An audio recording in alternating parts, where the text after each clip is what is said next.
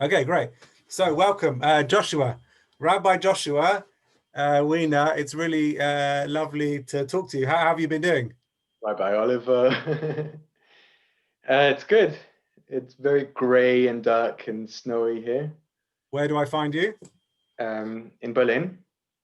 It's my home for the last few years. Amazing. So we should tell everybody that we're like, I guess you're one of my closest friends at this moment. We've known each other for lots of years, and you also just became a rabbi like about 4 seconds ago, which is incredibly exciting. And I'm doing this new slot, which is I've been doing for a while before my parental leave that I just came back from, which is just 10 minutes on the Parshat each week. And this is just a new format that we're trying out. And you're a best friend, a great friend, and a great guinea pig all at the same time. But you've just graduated from the Rabbinical Seminary in Berlin, and the Zacharias Frankel College. The Frankel College, and life is looking a tiny bit uncertain in terms of what's next for you. But you've been doing some really amazing and interesting projects in Berlin while you've been studying there. And also we have each have a child who it's each born almost at the same time, which makes our lives mirroring one another quite heavily, at least in the last few years. It's lovely to be able to learn with you today, just for a few minutes. Tell us one thing about your week this week. I'll just say I've been studying with a group here in Kreuzberg in Berlin. It moved online for a while, and we've been studying a whole chunk of Talmud, a whole chapter, and we finished recently this chapter. And we had everyone wrote a commentary on one of the pages or on one of the pieces, textual or artistic, and we made this whole commentary of this Talmud chapter. Which book are you reading in? We're reading the 4th chapter of Masechet Pesachim. Pesachim, as in Passover, great, wonderful. And is there a way that we can see it too, or is it private? No, we're going to release it. It coincides with this whole cycle of Talmud study, the Daf Yomi. Amazing. And we'll release it. Base Berlin is going to release it. We have a partnership with... amazing. So maybe through our channels, we can share it with the people watching today. Mazal Tov Shkoyach. But you should say, we used to be flatmates, and this kind of discussion that we're doing on Zoom, we used to do just sitting on the balcony, drinking Turkish coffee in Jerusalem and talking about the Parsha. It's true, in Jerusalem noch, in the holy city. So let's get to it. The question that I really have kicking off for this week's Parsha is about what one verse really, which I'll read aloud in English, which says, hang on a second, a new king. This is the beginning of Exodus, a brand new book in this week's biblical Torah reading cycle. The first chapter, the 8th verse, a new king arose over Egypt who did not know Joseph, and he said to his people, look, the Israelite people are much too numerous for us. Let us deal shrewdly with them so that they may not increase. Otherwise, in the event of war, they may join our enemies in fighting against us and rise from the ground. I think in a kind of bone-chilling way, I've been studying this Parsha since Monday, and then some of the news coming from the States just in the last 24 hours really reflects and mirrors. It's kind of crazy how the Parsha has this capacity to mirror what's going on exactly in the world, what's going on particularly, not exclusively, but particularly this week in the last 24 hours in the United States, about this communal and leadership anger boiling over. It's unprocessed, it's unresolved, and boiling over and targeting the minority community. It doesn't really matter who the minority community is. It has historically on many occasions been Jewish community, but fear builds up and leads to this persecution or pointing and problematizing a particular community. And it's right there in our Parsha. And I'm interested to hear how you respond to that, that part of the conversation, that part of the Parsha. One of the things I like about this Parsha is there's so many gaps and silences that we're invited to fill in. Right? This Parsha is called Shemot, the names, and it starts off by listing a few of the names, but really the story jumps from one thing to another, and we're left to imagine what was the response of the Israelites to this decree. Right? We don't hear their protest. What was the normal Egyptian saying? Did they have Israelite neighbors and so on? There's so many invitations here for midrash, for kind of imaginative, creative building explanation out of this parasha. I like to look at it in the context of the wider story. If you remember, the Israelites came to Egypt as guests of the king, of Pharaoh.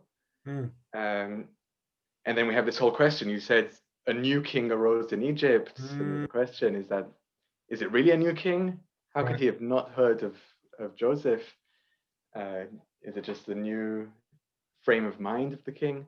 But when these people came, they were respected as others, as different, right? They come and they don't eat with the Egyptians because they eat bread, and Egyptian priests don't eat bread, so they were kept apart. And they said, we're farmers, we deal with animals. And farmers were seen as disgusting to the Egyptian elite. So they were put in Goshen, in like a nice part of Egypt, which was separate to everyone else. And what started off as a kind of a respectful appreciation of difference leads to these people being separated from society in a way that Pharaoh can come and say, hey, these people, they're not like us. These people, they're fifth column, they're going to be joining our enemies. And no one protests what the king is saying. They don't see the Israelites because they're set. It's interesting because there are lots of different aspects of this week's Parsha which alludes to, from what you're saying, separation and inclusion. But one of the other, there are two that I can think of. One of the aspects is this description of the Shivim Ish, the 70 souls that come down, who are the proto-Israelite tribe who come down to Egypt. And then there are these extra words, and the Midrashim and the rabbis are always interested in extra words.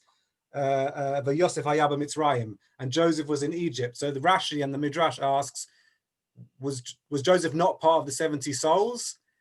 And it alludes to this question of whether he is inside or outside.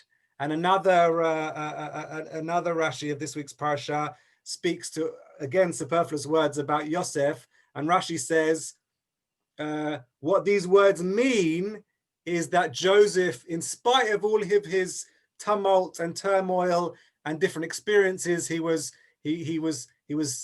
separated out by his father with this magical coat. He was thrown in a pit by his brothers. He was rescued by the brothers and then sold into slavery. He then came down to Egypt and he was working in Potiphar's house and then imprisoned and then to the heights of being a pharaoh in Egypt or a second to Pharaoh.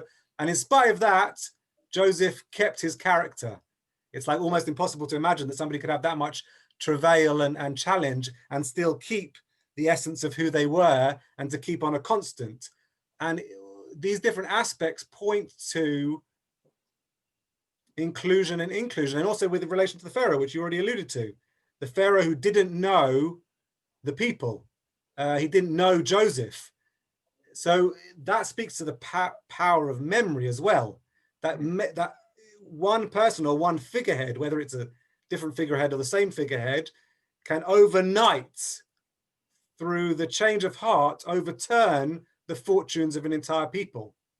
And we have that, we are our own. We talked about humanity, each human being as their own world.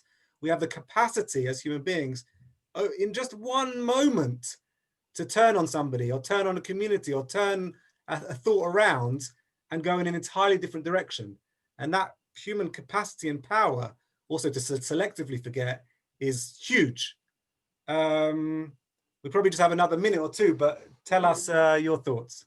Yeah, no, the like these people, they're really on the edge of society, right? And Joseph takes on an Egyptian name. He's known as Safnat Pa'aneach, and he dresses like an Egyptian to the extent that his brothers don't recognize him. And I think what keeps his sanity is this inner stability that he carries with him. He knows who he is, right? He can take on different. So you accept that part of the midrash. You accept that. You accept that he, some way or another, stayed level. I think so. I think like when he comes out of the pit, he's so cool about it, right? So yeah, God sent me in here. It's okay. God will tell me the meaning of your dreams. It's like, right. I'm a big fan of Joseph. It's interesting. There's a take on this Hayudim Ba'im, an Israeli comedy sketch, which says, "Hi guys," which says kind of frames Joseph as this kind of gender complex kind of character, obviously comedically speaking. But there's a play to make with Joseph. We could make a lot of fun with him. You're saying he's a character you respect. Yeah. Anyway, finish your thoughts. No, I think maybe I'll finish with one thing like we're looking at both sides of this oppression. We see Pharaoh's side of how he makes monsters out of this people who are a bit different on the edge of society. And we also see the voice of the oppressed. And we hear the non-voice. We don't hear what they're saying. And they pray to God, but they pray not in words, they scream. Yeah. God says, I've heard the scream of the people, the zaka that's risen up to heaven, because they don't even have the words to express the oppression that they're experiencing. And turning that scream into words, maybe into political power, into political action, into strategy. That's the process of that the people go through, that the Torah goes through, right? Turning from an oppressed people who can only scream into society governed by Torah and by a structure. That's the process that we struggle with in the next weeks of the story. Great, and that's a great place to end. I also think it speaks to this story as a baseline of the experience of the human experience, that we must find strength and capacity and voice in every generation to speak the truth that we see and to fight the tyrants of the generation. And we have many, many tyrants roaming the world right now that need our voice and need our powerful energy against. And this week's Parsha really wakes that part of me up, at least. Yeah. That process of going from silence to screaming to words. Right. That's what I see happening in this Parsha. Perfect. So, Josh, if people want to learn more with you, how do they find you? Through you, because you follow me wherever I go. Great. And I just opened an Instagram account. I'm a bit embarrassed by it. No, don't be embarrassed. What's your Instagram name? Reb Josh. Reb Josh. You can find Josh on Instagram, Reb Josh. You can find me, Oliver Spike Joseph, on Instagram. And more of this will be coming each week. And we'll invite Josh again. And Josh, I love you very much. You're one of my favorite people. And we'll speak again soon. Bye. Thank you. Bye-bye.